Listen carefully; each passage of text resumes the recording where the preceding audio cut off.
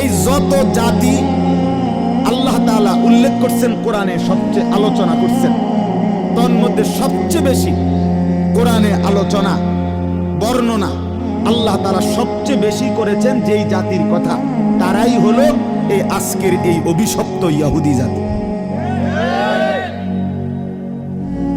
এই মালউন, এই ঘৃণিত, এই অভিশপ্ত ইহুদি জাতির কথা কোরআনে সবচেয়ে বেশি আলোচনা।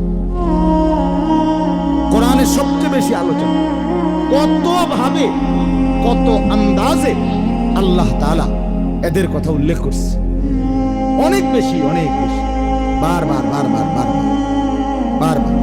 পৃথিবীতে সবচেয়ে বেশি আল্লাহর সৃষ্টি যে জীবের মধ্যে, মানুষের মধ্যে সবচেয়ে বেশি অবাধ্য, সবচেয়ে বেশি দুষ্ট, সবচেয়ে বেশি হারামি, সবচেয়ে বেশি ইবলিস, শয়তান এই ইহুদি। এরা যখন এদের ইতিহাস